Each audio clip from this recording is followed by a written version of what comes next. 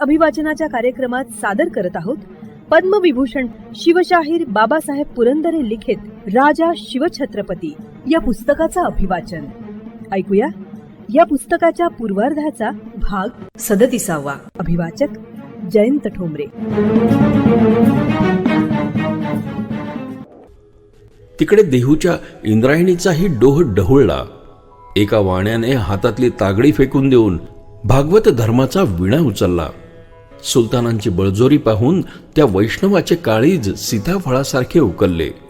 त्याने कळवळून पांडुरंगाला हाक मारली आणि म्हटले, बैसोनिया तख्ता अन्य विण पीडिती लोका, तुका म्हणे देवा काय निद्रा केली धावा.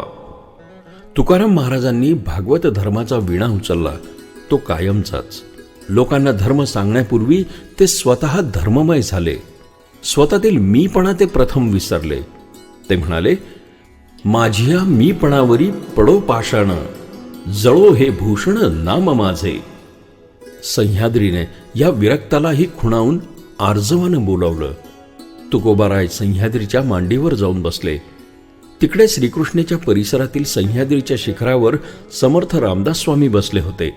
इकडे इंद्रायणीच्या परिसरातील भंडाऱ्या डोंगरावर शिखरावर तुकाराम महाराज बसले. तुकाराम आणि रामदास हे दोघे जिवलग सौंगडी सह्याद्रीला लाभले.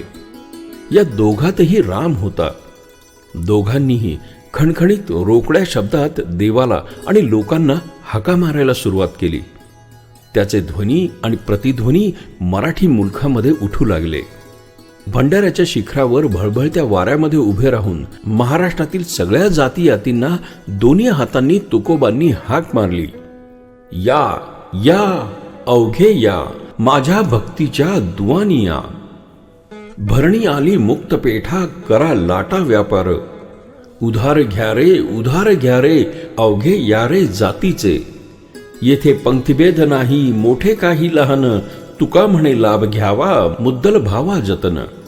राम नाम हेची मांडिले दुकान, आहो वानवान घ्या रे कोणी. नका कोणी करू घेता रे आळस, वाटी तो तुम्हास फुकाचे हे. तुकोबांनी भक्तीची पेठ उघडली. शुद्ध आचार, निर्व्याज प्रेम आणि शुद्ध अध्यात्म सह्याद्रीला प्रकटले. समाजातले ढोंगी गुरुपण, अडाणी क्रूर देवभक्ती आणि मूर्ख समजुती यांच्या दावणीतून लोकांना सोडवून सोप्या आणि शुद्ध भक्तीने स्वतःचा उद्धार करता येतो हे तुकोबांनी सप्रयोग दाखवण्यास सुरुवात केली. आणि हा प्रयोग प्रत्यक्ष स्वतःच्या तन मन धनावर, स्वतःच्या देहावरच. भागवत धर्माची ध्वजा पुन्हा वर चढू लागली. पीर, फकीर, बोकड, कोंबडी, गांजेकस गुरु, अंगारे धुपारे आणि नवजबाजीत लोक खोटा देवधर्म करीत होते. पोथ्या पुराणातला देवधर्म अजूनही संस्कृत भाषेच्या कोंडवाड्यातच अडकला होता. तुकोबांनी ज्ञानेश्वरांचा, नामदेवांचा आणि सर्व संतांचा सोपा धर्म सांगण्यास सुरुवात केली. इथे गरज कोणत्याच अवडंबराची नव्हती. फक्त हृदयचे शुद्ध प्रेम हवे होते. त्या शुद्ध प्रेमाने उच्चारलेल्या विठ्ठल नामात वेदाचे सार आणि ब्रह्मविद्येचा साक्षात्कार प्राप्त होऊ शकत होता. तुकाराम महाराज म्हणाले, वेदांचा तो अर्थ आम्हाचही ठावा, येरांनी वहावा भार माथा. आणि मग ते म्हणत, तुका म्हणे माझे हेची सर्व सुख, पाहीन श्रीमुख आवडीने. तुका म्हणे नाही जयासे निर्धार, नाडला साचार तोची एक. तुका म्हणे आरे वाचाळ हो ऐका, अनुभवे विण नका वाद घेऊ. तुका म्हणे मद्यपानाचे मिष्टान्न, तैसा तो दुर्जन शिवो नये. कन्या गो करी कथेचा विकरा, चांडाळ तो खरा तया नावे.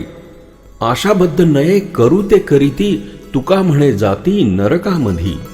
तुका म्हणे जैशी लाचांसाठी ग्वाही, देतील हे नाही ठावी वस्तू.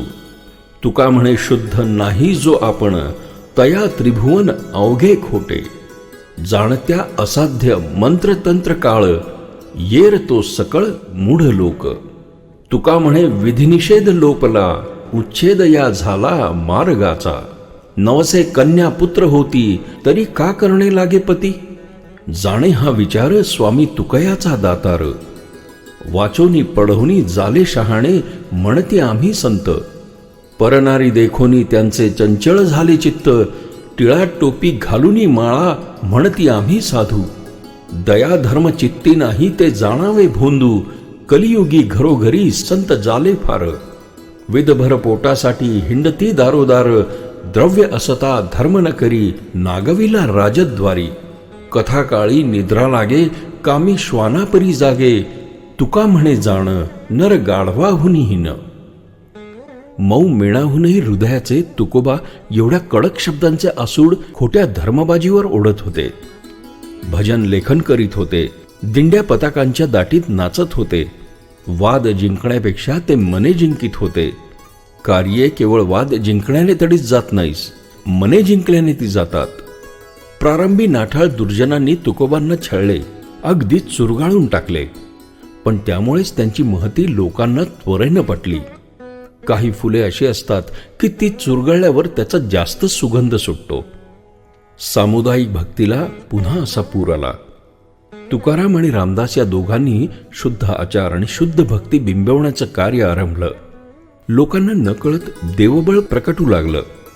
उत्साहाचा, स्वधर्म प्रेमाचा, आशेचा, धैर्याचा, आत्मविश्वासाचा, श्रद्धेचा आणि ऐक्य भावनेचा एक प्रभावी पण अदृश्य प्रवाह समाजाच्या अंतरंगातून वाहू लागला. समर्थ रामदास, तुकाराम, जयराम स्वामी, आनंदमूर्ती, रंगनाथ स्वामी, मोर्यादेव, चिंतामणदेव, नारायणदेव चिंचवडकर वगैरे संतांनी हे फार फार मोठं आणि महत्वाचं कार्य आरंभिले होते. सुलतानी संस्कृतीच्या आणि सत्तेच्या विरुद्ध या संतांनी कोणतीही राजकारणे, कारस्थाने, प्रचार किंवा चळवळ केली नाही.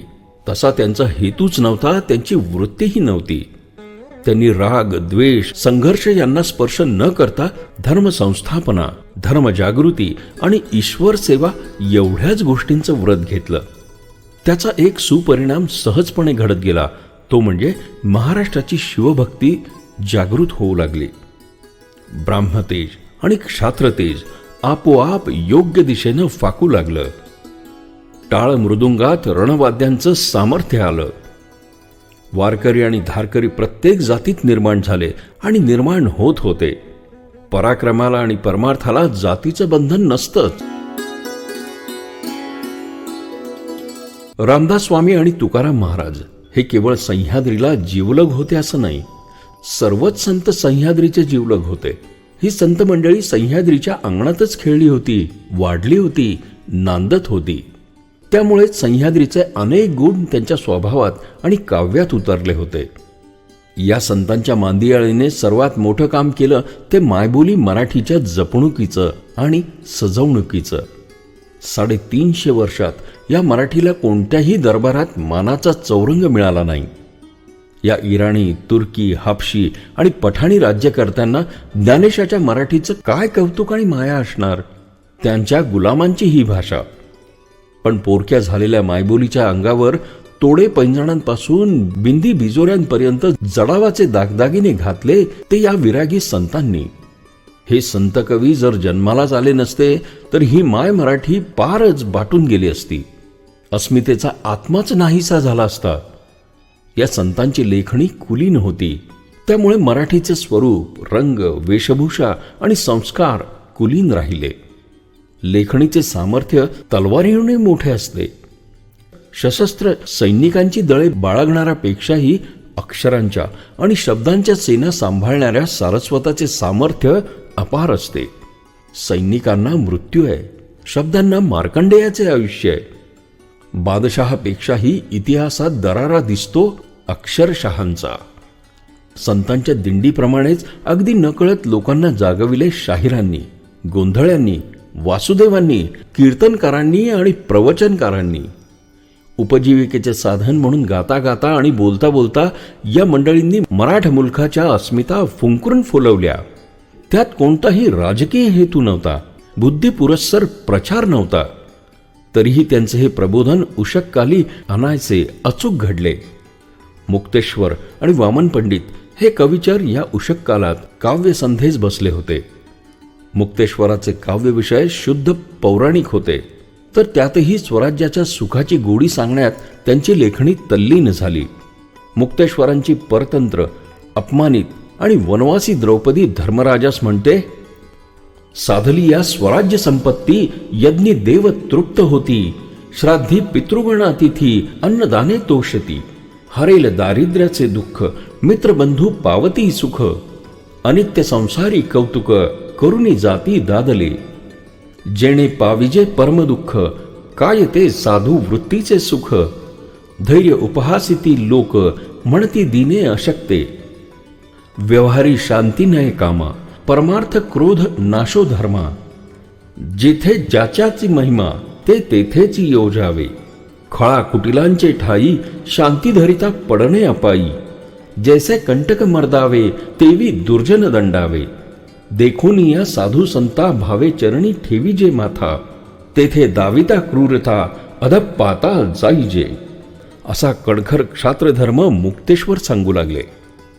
आणि का कोण जाणे, पण मुक्तेश्वरांना मराठ्यांच्या कर्तृत्वाबद्दलचा मोठा विश्वास आणि अभिमान वाटू लागला. मुक्तेश्वरांनी मोठ्या हिरिरीनं म्हटलंय, महाराष्ट्र जे सर्व राष्ट्राची राजे, जयाच्या भये व्यापिले देव लाजे. जीवलागांचे हे जिव्हाळ्याचे बोल ऐकून तर सह्याद्रीचे हृदय उचंबळून आले. त्याची आशा चौगणित झाली. तो आतुरतेने वाट पाहू लागला स्वातंत्र्याच्या सूर्याची. श्रोते हो, पुस्तक अभिवाचनाच्या कार्यक्रमात पद्मविभूषण शिवशाहीर बाबासाहेब पुरंदरे लिखित राजा शिवछत्रपती या पुस्तकातल्या पूर्वार्धाचा भाग 37 आज आपण ऐकलात. रसिक हो, आपल्याला हे पुस्तक अभिवाचन आवडतंय, भावतंय, ऐकावंसं वाटतंय हे आपण दिलेल्या कमेंट्सवरनं लक्षात येतच आहे. पण आपण आपल्या याविषयीच्या कमेंट्स, प्रतिक्रिया आम्हाला रेकॉर्ड करूनही पाठवू शकता. या पुस्तक अभिवाचनासाठी येणाऱ्या प्रतिक्रियांवर आधारित प्रतिसाद या विशेष कार्यक्रमात त्याचा नक्कीच समावेश केला जाईल. मग आता त्यासाठी आमचा व्हॉट्सअप क्रमांक आहे 94 222 55 909. क्रमांक पुन्हा एकदा ऐका, 9422 55909. तसंच तुम्ही ईमेलही करू शकता. त्यासाठी आमचा मेल आयडी आहे image27@gmail.com. IMAGEAD27@gmail.com. तेव्हा आपल्या प्रतिक्रिया रेकॉर्ड करून आम्हाला नक्की पाठवा. आम्ही त्याची आतुरतेने वाट बघतो आहोत. आणि आता जाता जाता रेडिओ जयंतचे दर्जेदार कार्यक्रम ऐकण्यासाठी, त्याचं वेळोवेळी नोटिफिकेशन मिळवण्यासाठी रेडिओ जयंत लाईक करा, शेअर करा. आणि हो, रेडिओ जयंतच्या या यूट्यूब चॅनलचं सबस्क्रिप्शन फ्री आहे. तेव्हा लगेचच रेडिओ जयंतला सबस्क्राईब करा.